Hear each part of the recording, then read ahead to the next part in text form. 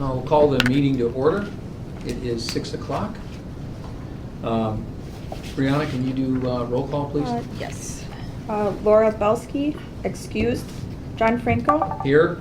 Keith Gray. Here. Felix Garcia, excused. Frederick Brookhouse. Here. Aaron Carroll. Aaron Carroll. Okay. I didn't get an email. Mm-mm. I'm not sure if Laura Belsky did either. So. Okay. John Morrissey. Here. Addie Lenz. Here.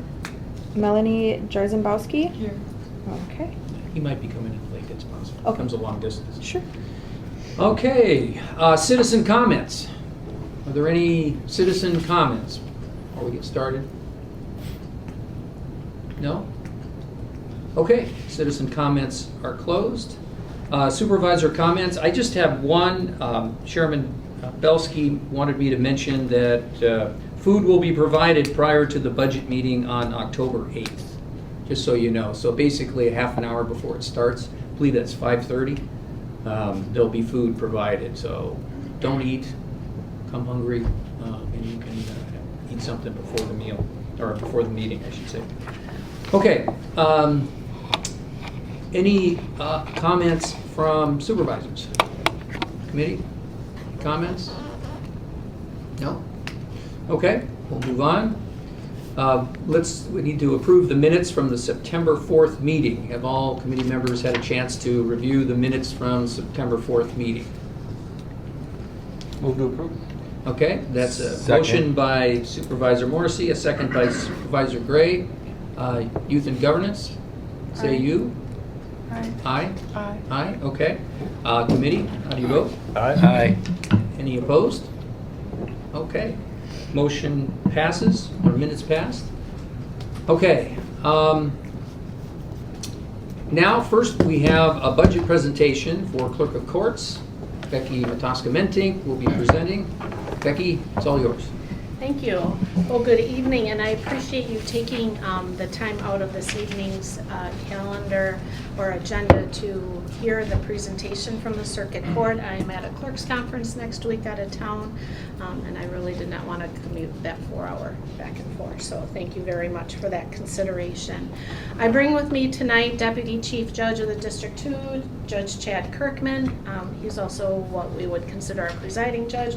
Bethany Lofgren, who's our financial services manager, and helps make sure that we stay as much on track with our circuit court budget as possible. As you can, we are on page 78 of the budget book. As you can see, we have reduced our dependence on the levy for 2025 as presented. There are some considerations in this budget. I want to highlight some of the good things that are happening in it. One is 3 reclassifications of deputy court clerks from senior to a lead position. That would be one in each of our areas of family, criminal, and our general records area. As many of you may recall, I indicated that we're probably the least management heavy side in the circuit court. It's myself, 2 managers, and a register of probate that oversee the 40 staff there. These 3 lead positions would continue to be hourly. It is a one-step increase for these 3 positions, and we intend to use an internal posting and fulfill it from within. Additionally, the proposed budget includes increases to our bailiff rates from $40 a session to $41 a session. Our bailiffs are civilian bailiffs. They're not armed. They just kind of keep some of the flow of the courtroom going. Typically, they're retired individuals. They're not WRS, although this month in October, we started putting them through formal county application processes. But they work anywhere from 7:30 in the morning till 12 noon is one session, 12 noon to 5 o'clock is a second session. Also included is an increase in our contract for guardian ad litems to $5,500 a month or $66,000 a year. We have 6.5 guardian ad litems that represent our most vulnerable individuals. They do a great service to Kenosha County, and we work very closely with them to be appointed on that. It was currently, or it's about a 1.5% increase, and it keeps us aligned with our competitor of Racine County for these guardian ad litem contracts. It also includes an increase for our one half-time contracted court reporter. She does our preliminary hearings over in intake court. She is a stenographic court reporter, and from $240 a day to $245 a day, so she only gets paid for a half a day. So that's some of the highlights. Some of the more difficult pieces of the budget is on our revenue side. Our revenues, I'm going to say it's a big gamble. It always is year to year. We're not necessarily revenue generating. The majority, a lot of our money comes from the court support grant received from the state of Wisconsin, and 4D funding as part of the services the court provides to the child support agency. In January of this year, the feds changed the reporting requirements for the grant reimbursement, and we were struggling, and we were continuing to struggle. So there's a reduction from the 2024 budget to by about $140,000. So that's one of the revenue reductions. There's some increases in our revenue line items, and they've increased over the last 4 years. They continue to tick upward, but I do want to caution that this isn't going to be ongoing. 3 years ago, we began referring all our debt to our state debt collection agencies, so we're capturing that old debt, and eventually as all that old debt gets turned over, that pool's going to dwindle. So I'm fairly confident that we can meet these, but I struggle with this year's, the 2024 revenue, but that's mainly because of the reduction in our child support payments. In terms of expenses, our interpreter expenses are through the roof. If you might recall, when I presented 2 months ago, it was one of the significant issues. We've already began receiving notices that from our interpreters that they're increasing their rates. And they're taking fewer cases and charging us more money. So instead of having 20 cases on one judge's docket, which we would call a Spanish call, they'll say, well, I'm only going to interpret up for 5 cases and still charge you that minimum. So we're running into issues with that. Wisconsin has finally allowed reciprocity with Illinois, so we're capturing about a dozen new interpreters from Illinois, but again, they're swamped down there too. So until we're able to schedule with them and they enjoy coming up to Kenosha, as I'm sure they're going to, we're not experiencing that, but that's on the horizon. I had proposed a little more. We are on target for 2024 based on numbers through September for about $300,000 in interpreter expenses. As you can see, we've only proposed $275,000. So again, that's one thing that's part of, always is going to be one of my ongoing concerns and updates as I present throughout the year. The other caution is those attorney fees as well too, because there's, over the course of the last 4 years, there have been significant increases in the number of attorneys who've been appointed. As those cases resolved, 4 years worth of cases are going to start being invoiced.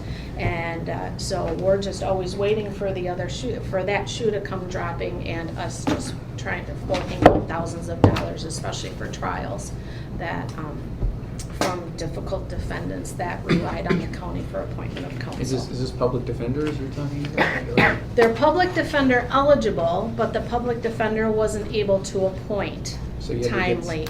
So and the process of justice and the speed and efficiency of the system to make sure that the defendants aren't sitting in jail. That we have to appoint the judges will appoint county counsel, advocate counsel. I just have a question, like on the revenue, what's GAL reimbursement?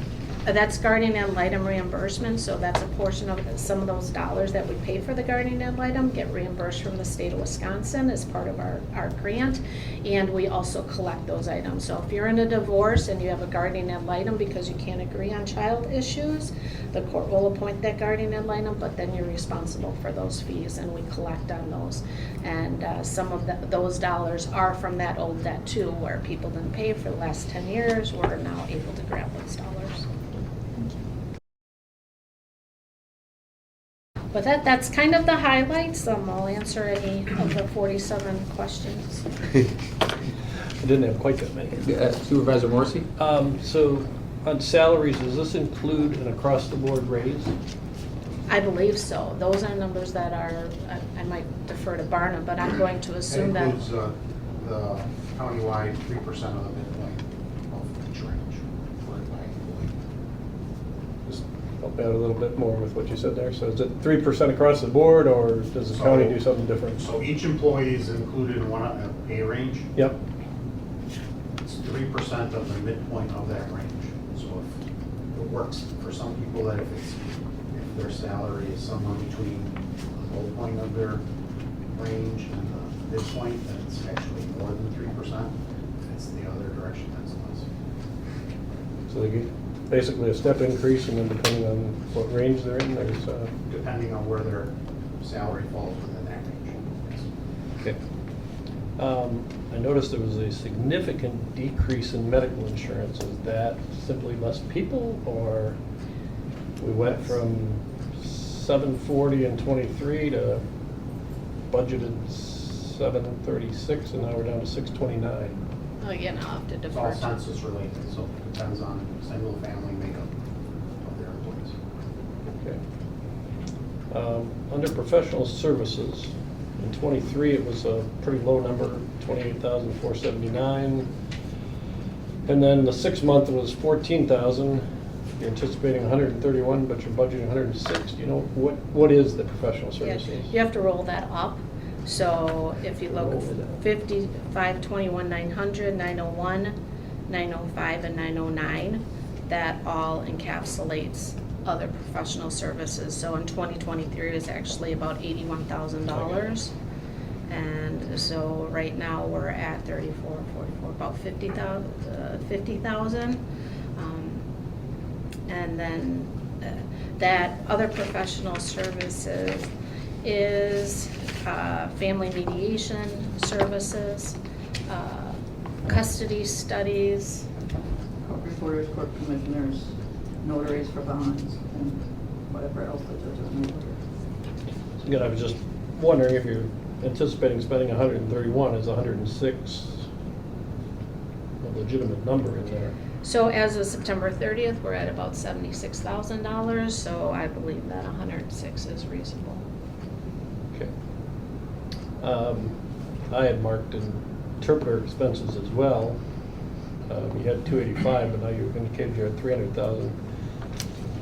And after your presentation last month, I doubt 275,000 is enough in that account. Yes, I agree.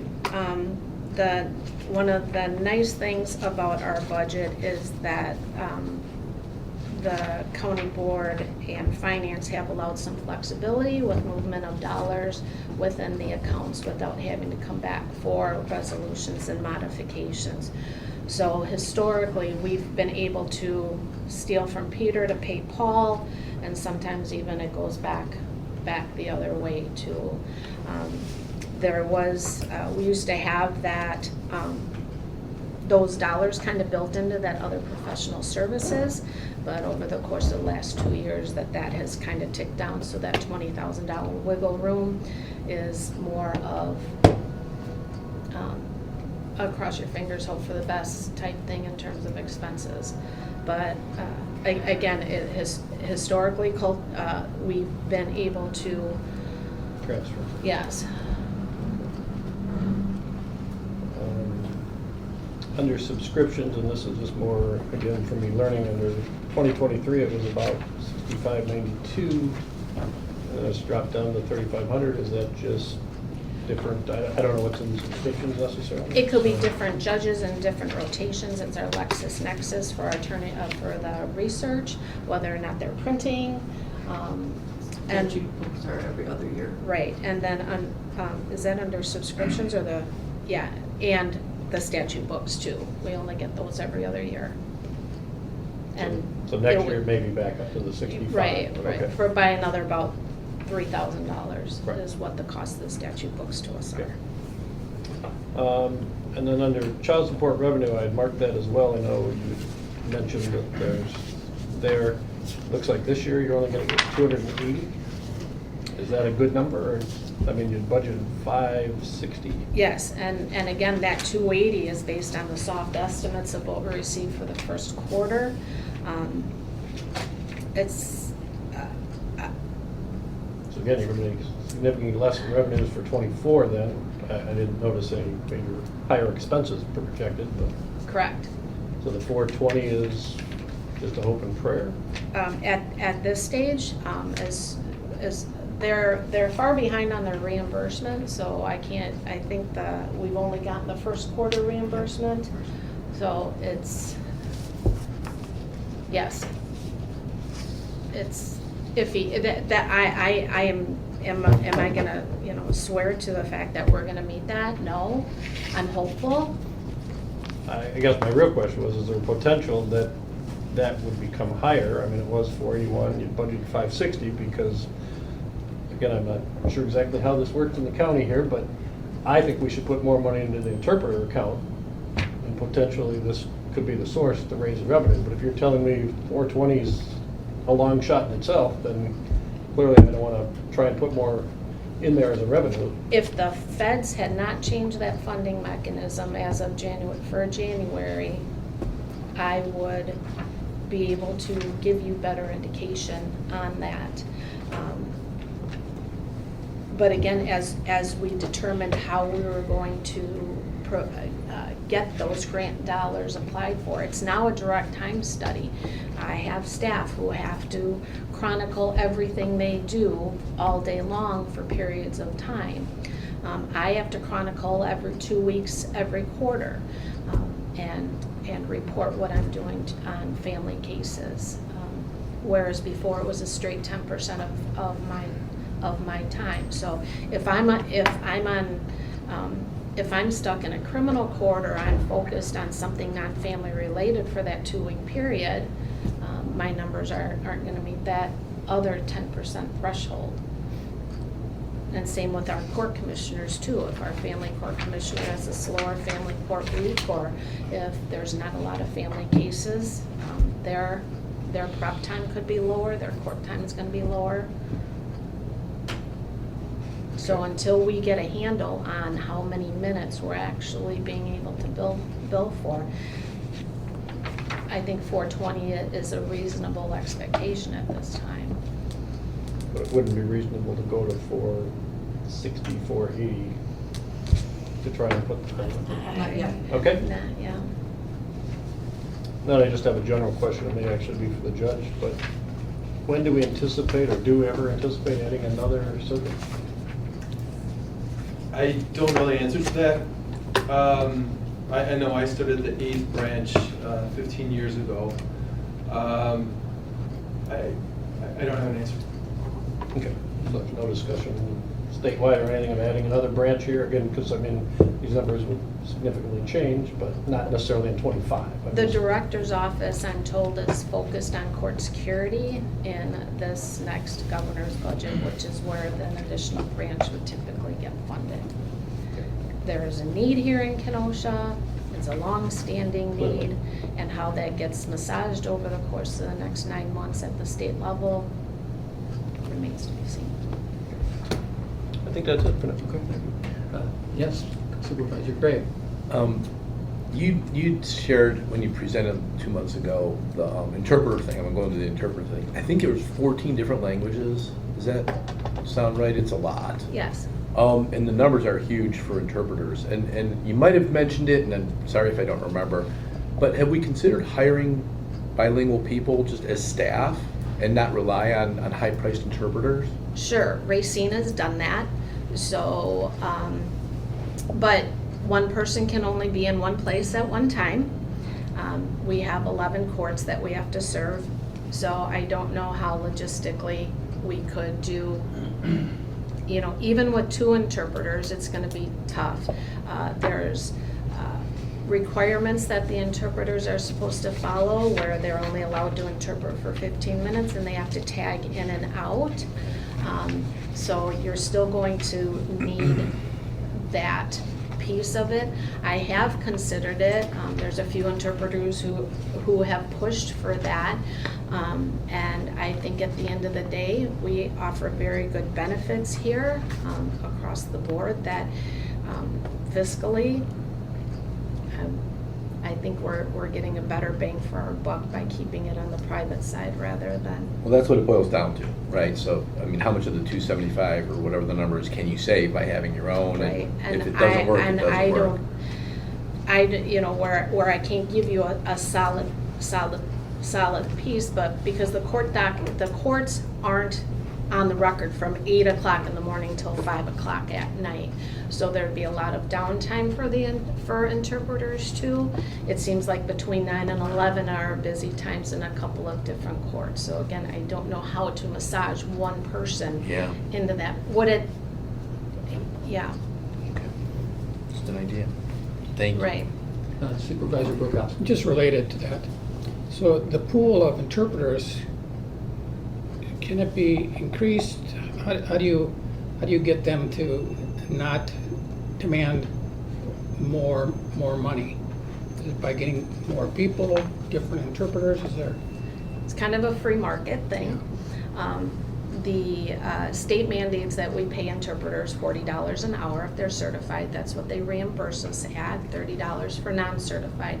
They've exceeded those costs for a number of years, but it's really free market.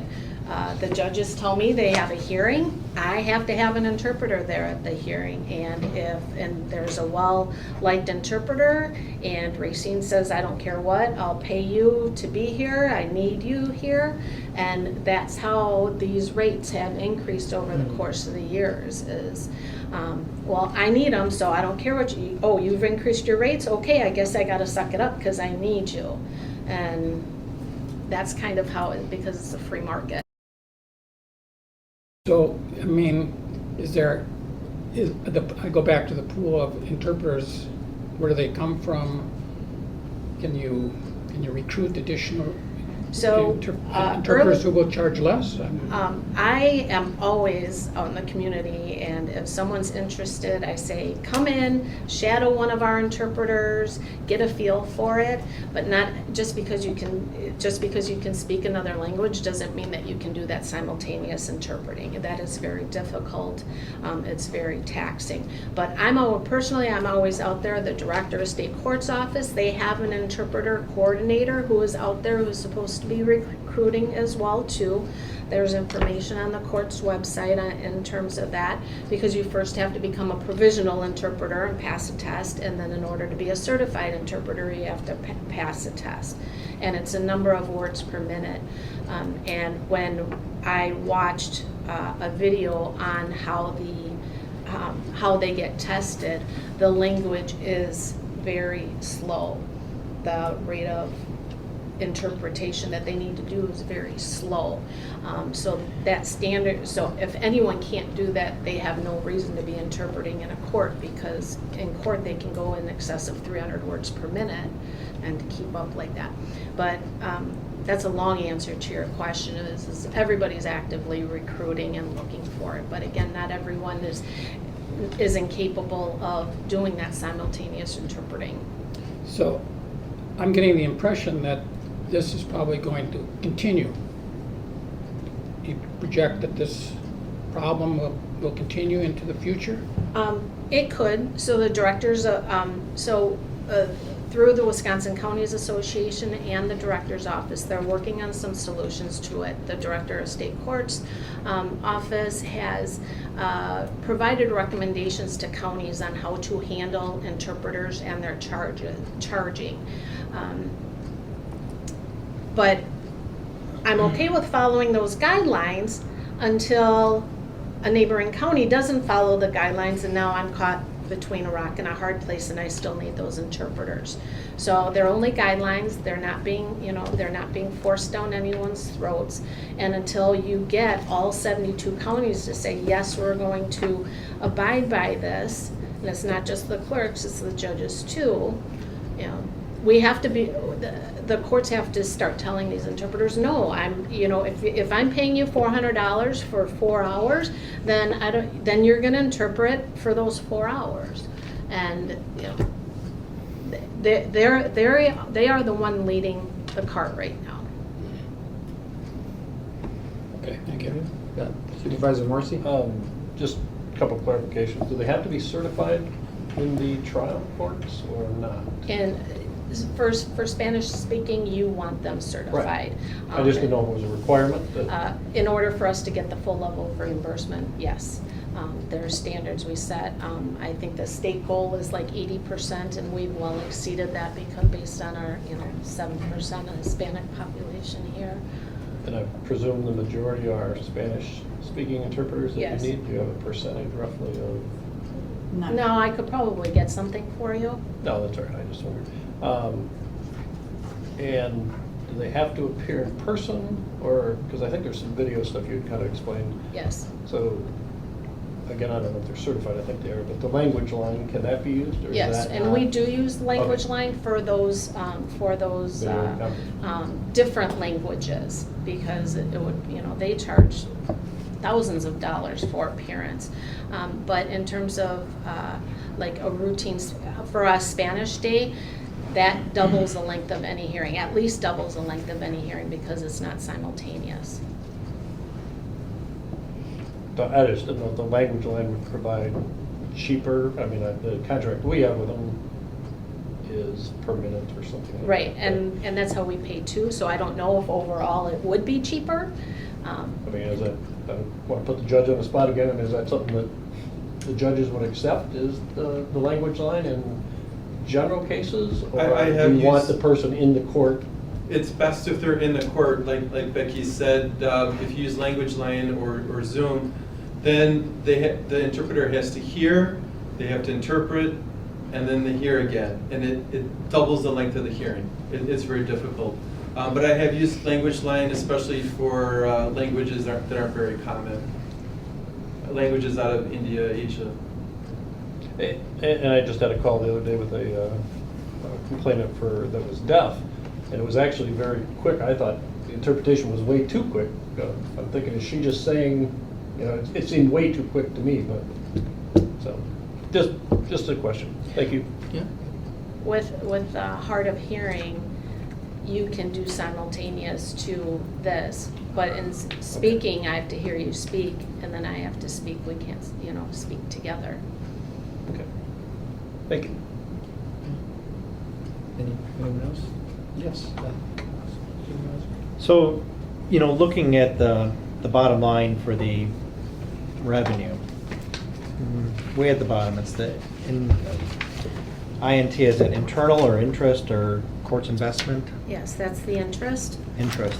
Okay, so curious on how we think we're gonna get $200,000 more. Is there more?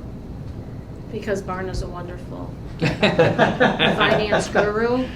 Well, I just look over the 3 years, you were 3.7 million total funding, then 3.495 is projected for this year, and now we're at 3.9 for next year. So just curious on, there's a lot of little ups and downs throughout the whole thing, but one of the standouts is the investment.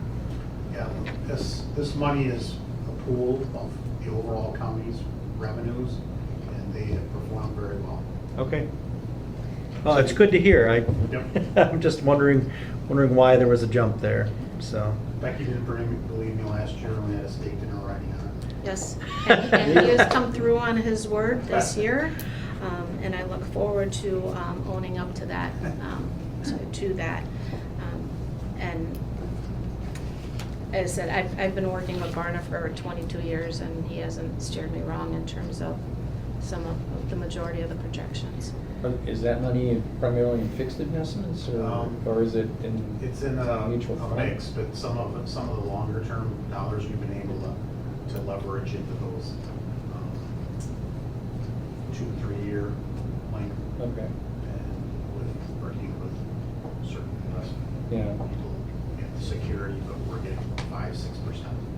Of course, interest rates are going down now, so, but, But some of those longer term The ones we can will lock- offset we it? can lock them in Oh. at a higher rate. at a fixed rate, no, that's a good idea. I follow why up he's on doing it. Supervisor. Yeah, that's why he's doing it. Yeah, Supervisor Morrison. I just want to follow up on Supervisor Carroll's. So when you allocate the interest, you said it was all of the county's money. Do you allocate it as a percentage to individual divisions, or do you allocate it based on, we needed to balance her budget, so she got an extra $200? No, actually, there's very few departments or divisions that get interest revenue. Generally, it's included in the non-departmental budget, the overall county's interest revenue, and the treasurers on their collections. But overall, they have a special, I shouldn't say special, they have a specific fund related to their cash, and that's where the allocation goes. And monthly, that's Oh, so the fund is specific, it's not countywide money then, it's funds that it's included the in court. overall. I understood that, dollar, but there is a dollar amount allocated, yes, and that's the interest That's they get where off of that. Correct. Okay.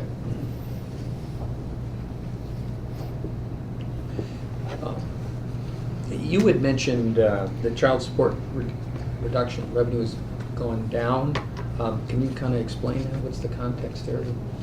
So in previous years, it was based on a percentage of certain individuals. Again, 10% of my salary was allocated to me having oversight over family cases.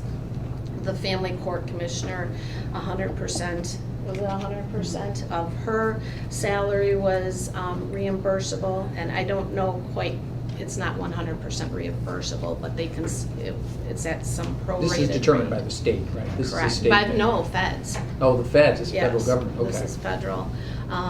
And across all my staff. So I had a couple of people in family court where they were 100% and 70% and proportionate to that. So now with the time studies, either we're not capturing enough of the time, we haven't, there's child support cases and then there's non-child support cases.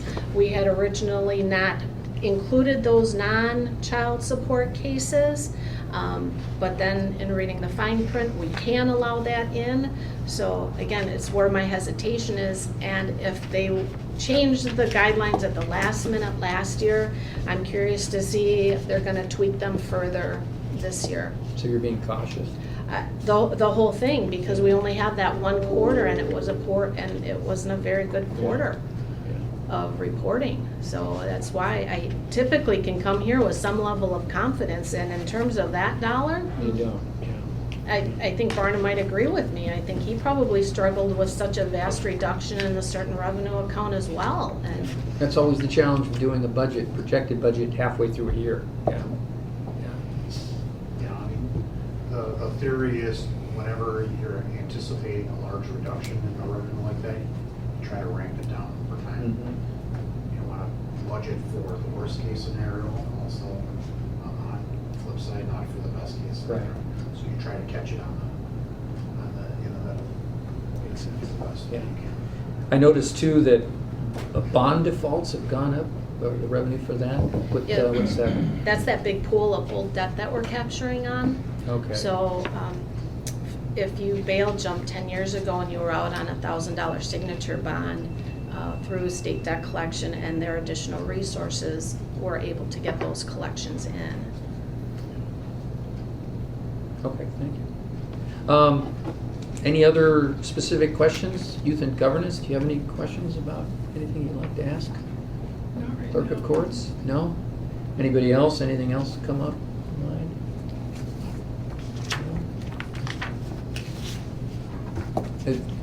Are you, said everything? or- Yes, well, Anything yes else and you- no, but I'm also the boss of the year for our elected official satellite office, so I have their minor budget to present to you as well. Oh, I so, see, okay. For consideration. Absolutely. Okay, so is that a separate Yeah. divisional budget then? Yes. Okay, so it looks like we need to vote on this one. So do I have a motion to accept the? Can I ask a budget? question before you take a motion? Sir? So since I'm new to this, again, I don't think there's enough money in the interpreter's line item there. How would we go about changing that? I don't want to necessarily make it here, I get it, there's the revenues, but, Yeah, I mean. is this the place to? Yeah, you could make an amendment to add money to it. And if you get a second, I suppose we could discuss it and vote on it. But that's up to you. It's probably a better idea to do it at this point, but it could also come up later too. You have I'd like to just make a comment too. At these oversight committees, motions to increase the budget, increase revenues, amendments, those are advisory, and those go to the finance committee. Right. And they will take that up at that time. yeah. Ultimately, they'll have the final say on it, whether to keep it in or take it out. Okay. I guess if that's the case where they could take it out, then it's only advisory.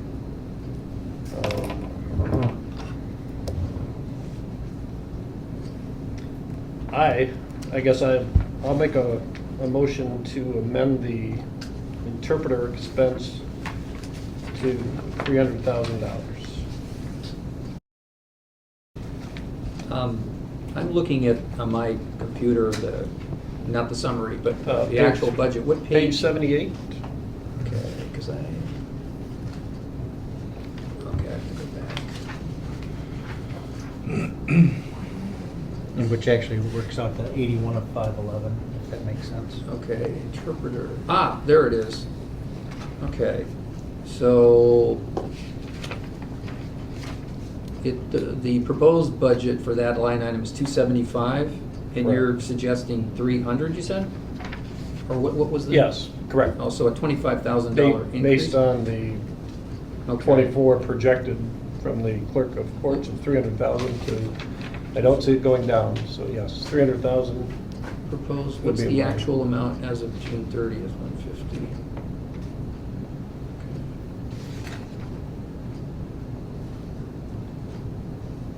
Okay. Is there a second? Do we want, is there a second? Second. Okay, just for sake of We discussion. gotta have a discussion, right? Okay, Yeah, good. all right, let's have a discussion then. So there's a amendment on the floor to increase the proposed budget for interpreters by $25,000 from 275 to 300. Questions, comments, or discussion? Yeah, Supervisor Gray, go ahead. Becky, I would imagine that at the end of the year, you never wind up spending exactly what you have in the budget, right? It's plus or minus. Some years it's pretty close. Okay, good for you. But what happens when it's over, right? Where does that money come from? And how much over, might you expect to see in any given year, right? So, it's 25,000. What I'm getting at is the $25,000 kind of a drop in the bucket, relatively speaking, or is that a significant kick to? So again, I'm going to ask for Barna's expertise on that, because in the course of my 18 years as clerk, I believe we only didn't meet budget maybe twice, which was 08, 09. I'm part of the law enforcement pool, and I believe that my shortcomings get shared across that pool. And So someone has to find a place where they're going to spend less than they thought because we spent more somewhere else. Right. And you're working collaboratively with somebody else too. Right. And just as a point of information as well, each one of these individual line items isn't what is ultimately approved by the county board. It's by appropriation. So if you look at where interpreter's expense is in the, we call it the 2000 series, it's in the 5-2 account. So if you look at that total 2000, it's 1.53 million. That's what's being approved. Let's say if the county board approved it as is, that's what they'd be approving. It's not necessarily approving each one of those individual line items. The cumulative. The pool. Okay. So we're talking 25,000 within 1.5 million. Yes. Okay. Any other yes, Supervisor So Morrissey? the reason I made it is, again, I think we need to send a message to the finance committee that this probably is not a real number. Again, if they take it out, I guess that's fine. Again, if I understood the clerk, 24 is gonna be 300,000, and there's clearly not gonna be less than that. So I think we should have a realistic budget going forward. So again, that's why I made the motion. Okay. Any other committee members, any other comments about the amendment on the floor? Aaron, the Supervisor Carroll? I understand what Supervisor Morrissey is saying, but it seems like if it's worked in the past, I don't want to go to that, but if they're the experts, they manage their own budget, so if they're comfortable with it, I'm tending to leave it where they feel like they're comfortable with it. Okay. Anybody else? And I was I'm sorry. also wondering, where's the 1.53 million shown on that? Is that near the top? On page 79, about halfway through, it's the highlighted total. It's the It's contractual. 1,543 or something like that, or that year. 1,543,000. Right. In the middle of page 79. Appropriation unit contractual, if you read across, it's at the right. Oh, I see. There it is. Yep. That's the total for the 2000 series. Okay. Yep, understand. Thank you. Veronica, if the projected amount for the end of the year is 285, why is only 275? Again, we look at each individual line item and kind of ramp it down. Mm-hmm. I could, if I wanted to, I could probably find an expense within that line item in which we over budgeted because like the other direction. So we look at it in total. So if the projection for the total appropriation is right now projected to be up 1.57, the budget was 1.5, or more than 50% of the increase projected for 2024 that's being included in 2025. So are you saying that 275 is more than enough? Is that what you're saying? I'm saying a total compared to the entire appropriation. Feel like it is. Okay. All right. Yes, Supervisor Morrison. DeBarno. So if I'm reading it correctly, the budget for that appropriation line was 1.5,180,000, correct? Yes, for 24. Right. So in 24 though, you're anticipating you're spending 1,570,800, correct? That's the So project. you're already 70 over. And then maybe I misunderstood the clerk. I thought she said the 24 projected expense now is going to be 300,000. I know it says 285 on there, but certainly she has more data since the June. So, we can add another 15,000 to That projection, right? that projection. So again, Budget is a snapshot. Yep. Understood. Each one of these line items that were projections, they were projections back in September and August. Understood. So that's why, but when you look at, that's why I made the point about the appropriation. You could go in and analyze each one of these line items and find reasons to increase up by a couple thousand here, 20,000 there, 50,000. But overall, I think it's where it needs to be. But that's certainly the perfect. Okay. Any other discussion?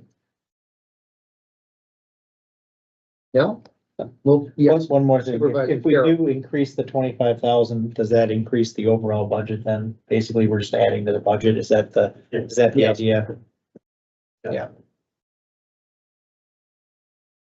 Okay, and again, on the order of magnitude, it's, I think somebody said it before, a drop in the bucket.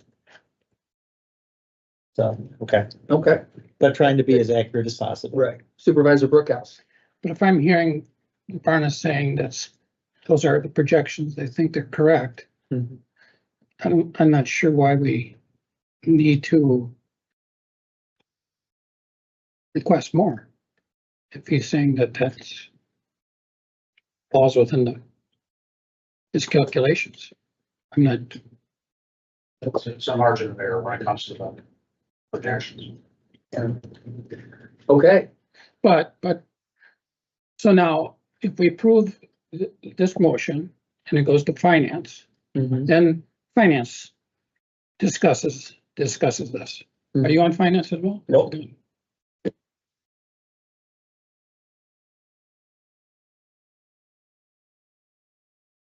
Well, does it hurt to send it to finance and they can say no, right? True. Barna, you will be there to answer these questions? Yes. Oh, I'd be willing to send it forward. Okay, well, let's have a vote here. Do we want to do a roll call on this? It's an amendment to the budget. We can do a roll call. So, start with Supervisor Gray and go around. Could you call their names? Yes, sorry. Keith Gray, Aye, let's send it to finance. Frederick Brookhouse, Aye. John Morrissey, Aye. Aaron Carroll, Nay, and John Franco. Nay,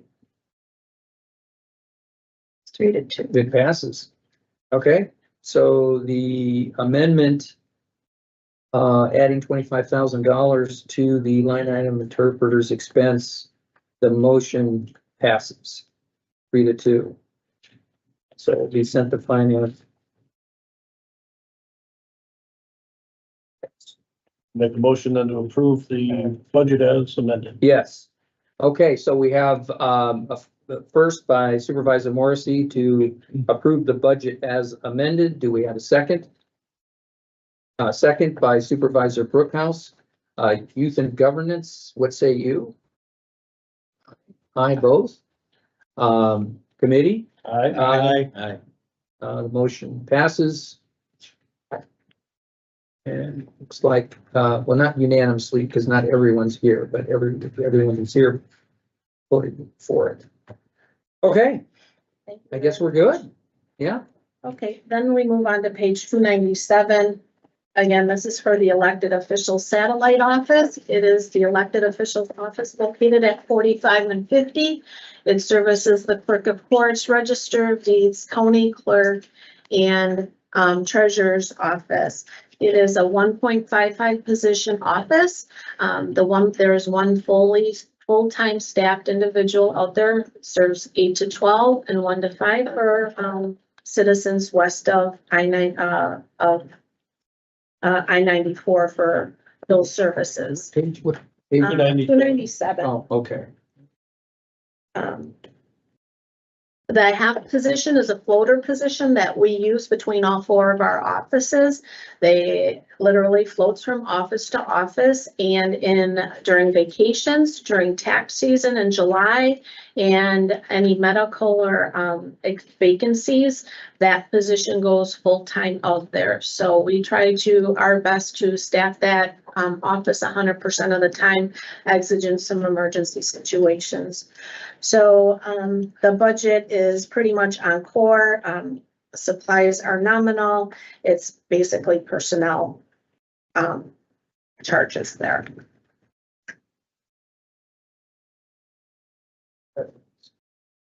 It's $114,000 budget. 110 of that is dedicated to salaries. make a motion to approve the Elected services budget. Who's the second? Okay, so, motion made by Supervisor Carroll, second by Supervisor Morrissey. Any discussion on this? None? Youth and Governance, how do you vote? Aye. Committee? Aye. Motion carries. Budget is passed. Thank you very much. Absolutely. Enjoy your Thank you. evening. Yeah. Sure. All right. Back.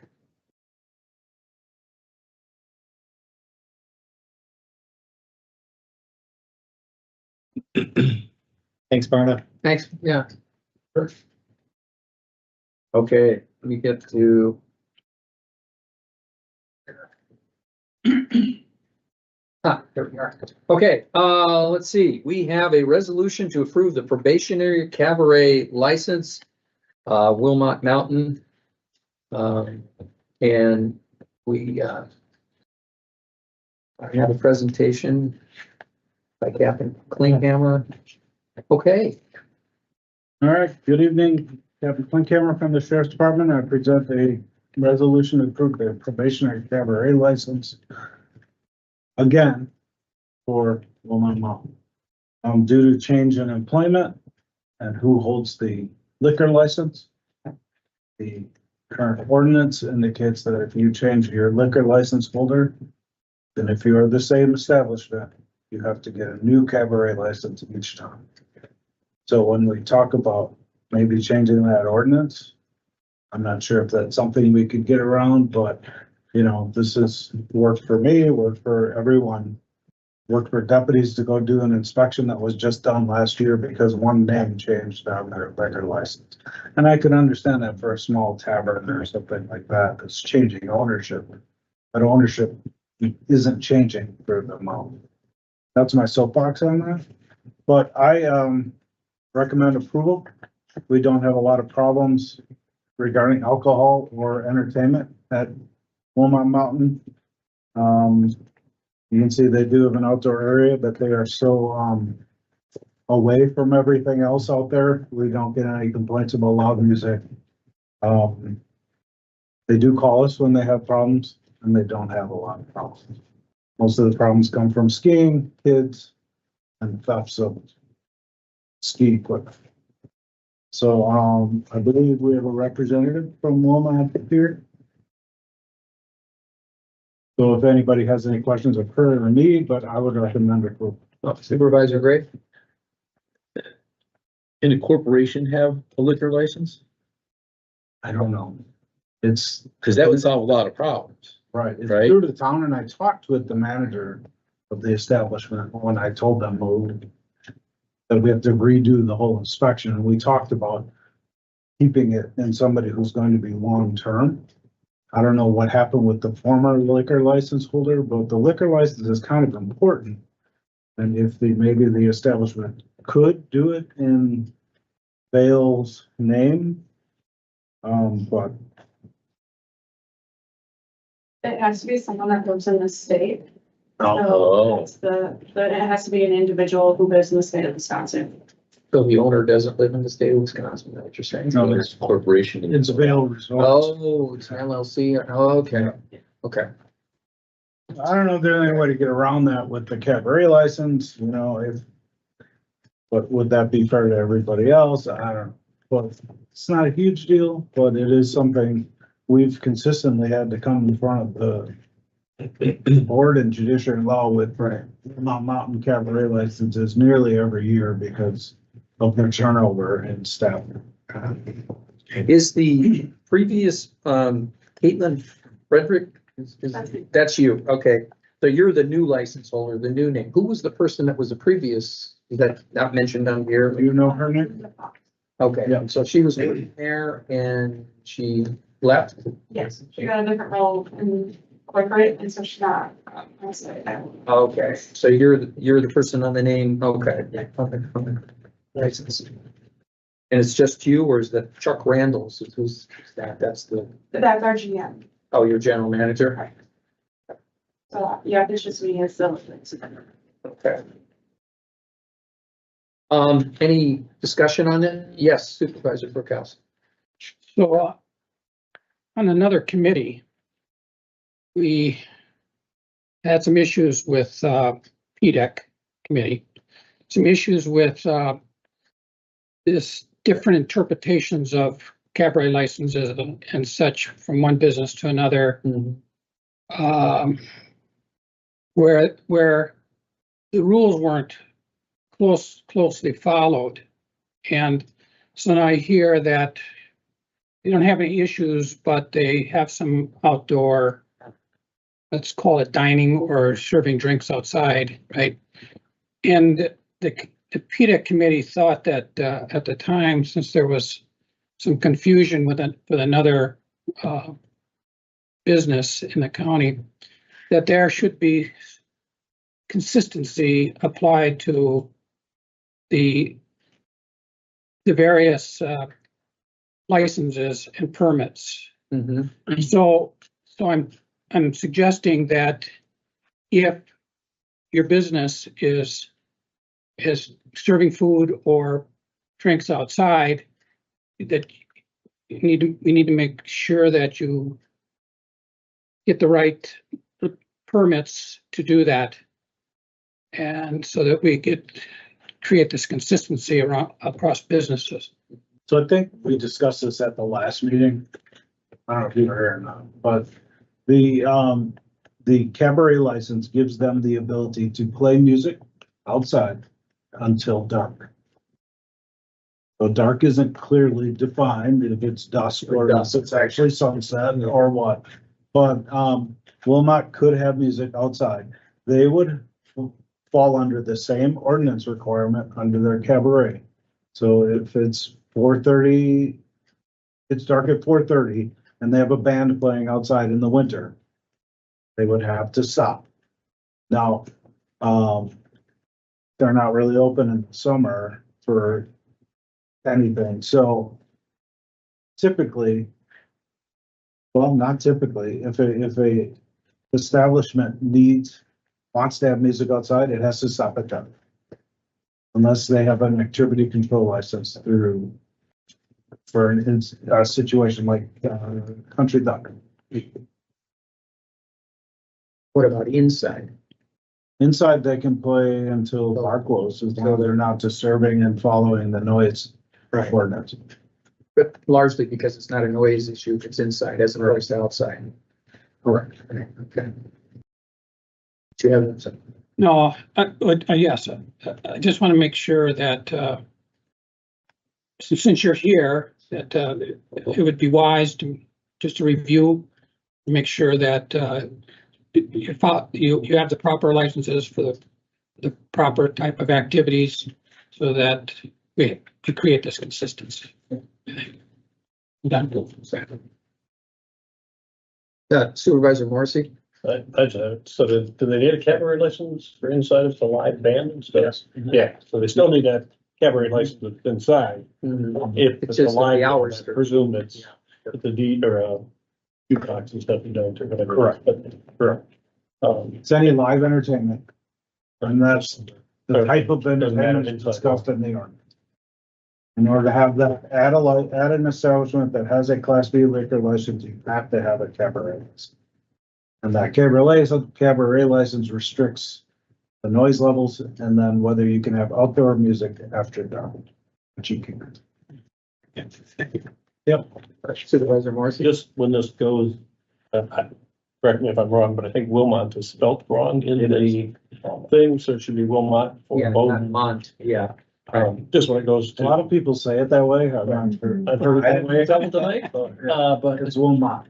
Just when it goes to. It's spelled right. The board that it's, I think in just the agenda item is spelled wrong. Okay. Yeah. Okay. Okay, just as long as it gets there. Thank you for the correction. Anything else? Yeah, Supervisor. Okay. Cabaret license. Okay, we have a motion by Supervisor Caro, a second by Supervisor Gray. Youth and Governance, how do you vote? Aye, okay. Committee? Aye. Aye. Motion passes. Or the resolution passes in this case. Okay, thank you very much. You're welcome. All right. Pass that around. Here.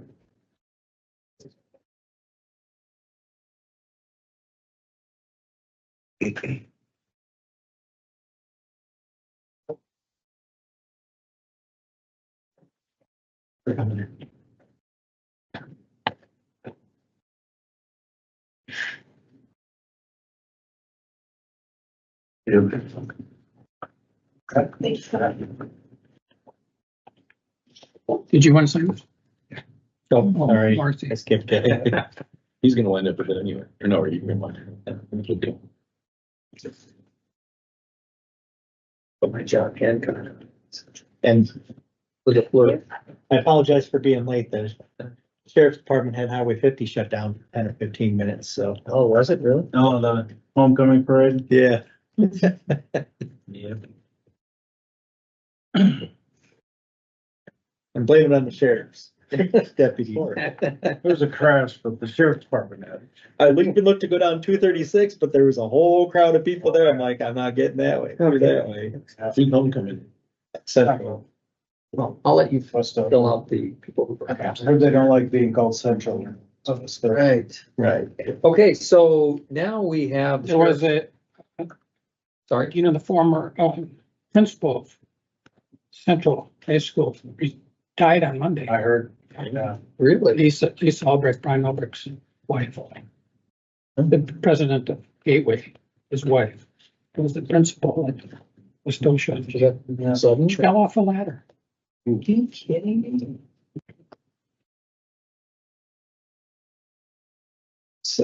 Hear that. Okay, we have, are you covering for the sheriff? I am. All right, okay, Congratulations to me. yes. I figured that. Yeah. Okay, The sheriff is at a conference in Green Bay, okay, so all right. So we have operations review and updates, law enforcement, how are things going? I mean, we have you have what we have in front of us? I don't have it in Oh, front of okay. me, but Maybe you can Okay. just go down the list and tell us. so, as I'm sure you're aware, I'm in charge of, I have command over the law enforcement side of the department, so I can speak to that pretty well. We made it through the summer. It was very busy. It's kind of nice to get that exhale around this time of year, right after school starts, everything done. We can exhale a little bit, but,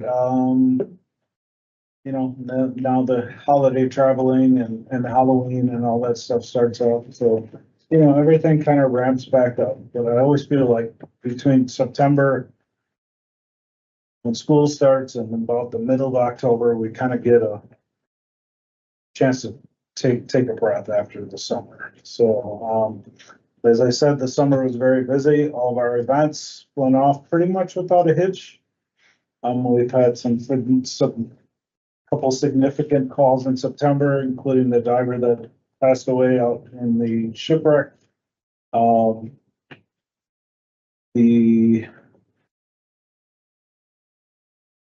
That's kind of the big call of the year. We've had some major crashes, that kind of thing, but everything kind of gets handled by our operations division. Yes. Supervisor Carroll? So we had a lot of discussion, I believe it was in June, when the agreement for the Milwaukee County to support the RNC. And there was a lot of discussion about that, and just curious if how that all worked out when we said no to the agreement with Milwaukee County, but the bomb squad still had to go there, and Country Thunder, and how that all meshed together. I know you say you kind of handle it, but I'm just Right. curious. It turned out that Milwaukee, since we didn't send anything else, the FBI said they didn't want our bomb squad out there. So we did not send them. Okay, but it was good to have them here. We had plans to keep half of our bomb squad here locally. We had them all. So, we didn't have any spillover from the RNC as far as incidents here in the county. Racine County, likewise. did not have any incidents, and they really ramped up because they're a border county with Milwaukee. The people staying in Kenosha County weren't, I don't know how to say this, weren't as important as, you know, it wasn't a bunch of delegates from states. It was mostly reporters. We had a few delegates downtown here, but all in all, the RNC effect on Kenosha was very minimal as far as law enforcement. Okay, thank you. They weren't thrilled that we couldn't help, but from what I've heard, from the people that worked up there, this state patrol that worked up there and then worked at Country Thunder, they were surprised how calm and well it was handled up there as well. So all that planning and, you know, it's a year and a half of planning beforehand for Milwaukee, and it sounds like it went really well. Supervisor Gray? I know that, Yes, sir. the department's, I think, chronically short-staffed, right? How is that going? On the operations side, we were down 6 deputies. We just recently hired 4 people that have to go to academy, and then 1 person that does not have to go to academy that could start immediately. So right now, as of today, according to the chief, we're down 1. It's good. But with 4 retirements coming up in January, so now we have to start overhiring to make sure we have people to replace them.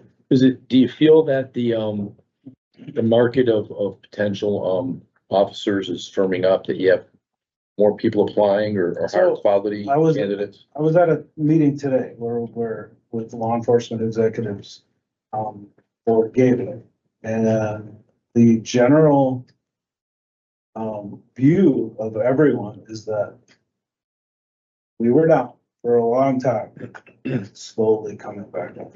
We're getting more quality applicants. You know, for a couple of years there, some of our applicants just were not going to work out as law enforcement. And this last group, they were all very, very good candidates. Good. So I wouldn't say we're out of the shadows yet, but we're peeking around the corner, I think. Excellent.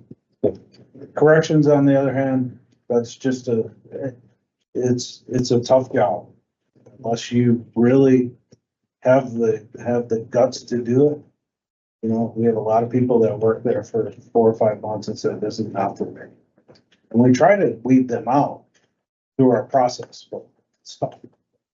It's a tough job. So, we would love to get that way in corrections, and I'm sure every county in the state would love to get that way as well. And who knows, eventually it could, but right now it's kind of a revolving door and we're trying to fix that. Good. Okay. Good.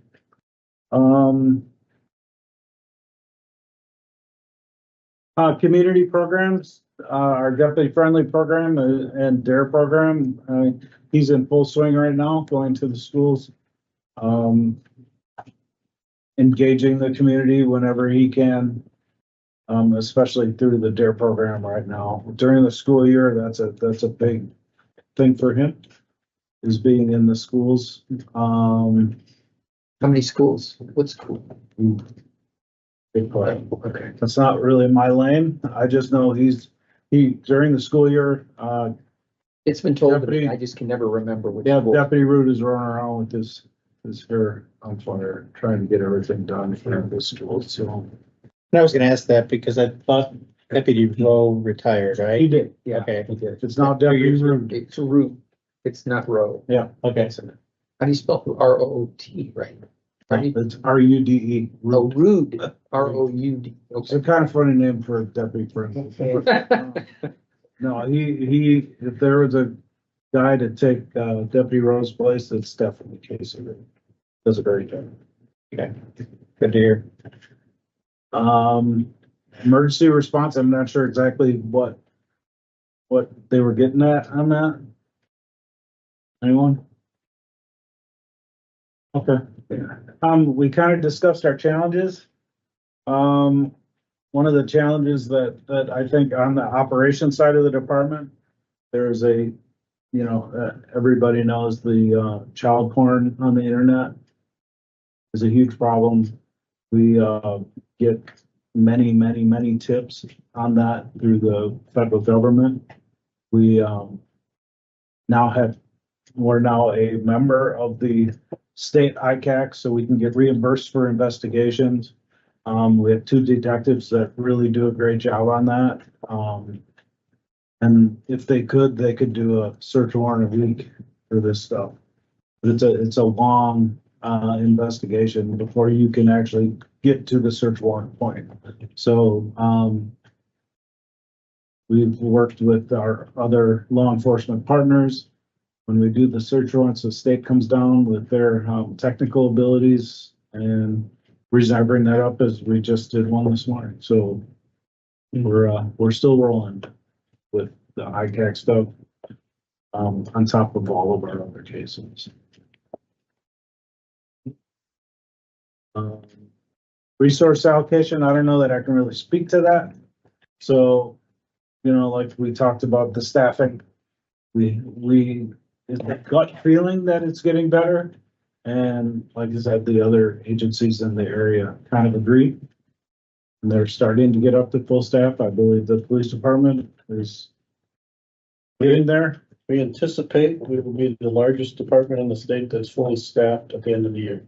Yeah. So we will be fully staffed at 222 sworn. And I agree with the captain, quality of the candidates has increased dramatically. So that's good to hear. How many do we have in the county? How many I deputies? believe our full complement of sworn staff is like 140, including the chief deputy all the way down. So, Question. Yeah, one thing that I think about with resource allocation was, it was part of our discussion last time, last meeting, was with the towns that we have contracts with, and the resources, required in addition to the normal contracted officers there. And from what I understand, you're tracking that now, and calls for assistance, I think, is that what the proper term is for that? Or- so we have changed again. So initially, towards the beginning of 2024, I made some changes to how our calls are dispatched in the back end on the computer system, hoping that would work in tracking the resources we give to the villages while they have contract deputies. It did. So now we have to figure another way around it. And what we did is we changed our, I don't know if you guys ever listened to the sheriff's department radio between the 90s and 2000. We went back to our radio call signs instead of the deputy's badge number. And according to the preliminary data for 3 weeks of data, that's going to work. So we will have, for our patrol assets, how much we're giving to the villages. So when you say the call signs, can you give me an example?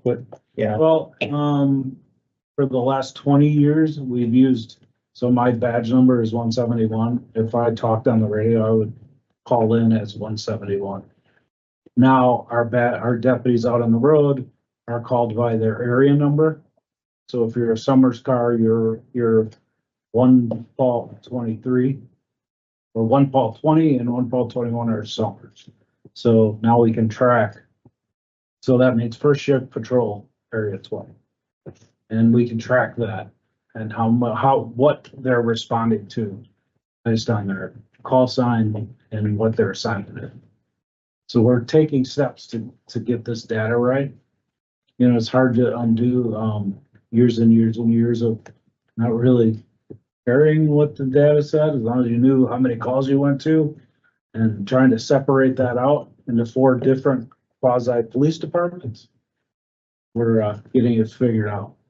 So Lieutenant Tom Gilly is kind of I call him the chief of police of all of the villages, because he handles them. He talks with them, he makes sure they're satisfied with what we are giving them, and he does a really good job. So he's the face-to-face contact every day with all of the villages, and it works really well. Thank you. So we are getting a handle on the data. It takes, we're happy to have the data analyst who knows what she's doing and yells at us when we're doing it. So, Thanks for the update. Okay, thank you. Anything else? Community engagement initiatives, training funds, is anything there? I don't really have anything that I'm aware of, Okay. From my division. I mean, we're always encouraging our deputies to go out and stop out with people, talk with them, play with kids on the side of the road. It's the community policing thing in a rural area like we have, it's we don't really have that,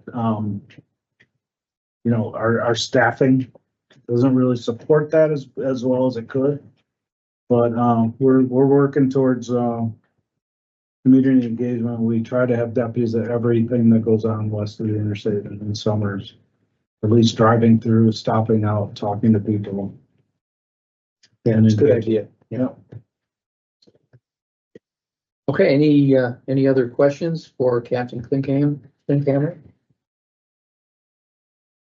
No? We good? All right, thank you very much, All right, sir. you're welcome. Appreciate it.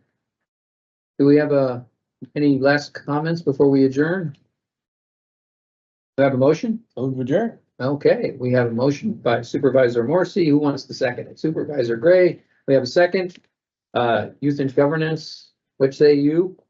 Aye. Committee? Aye. We are adjourned. Anyone have a discussion about being adjourned? I don't know what can be said. You guys want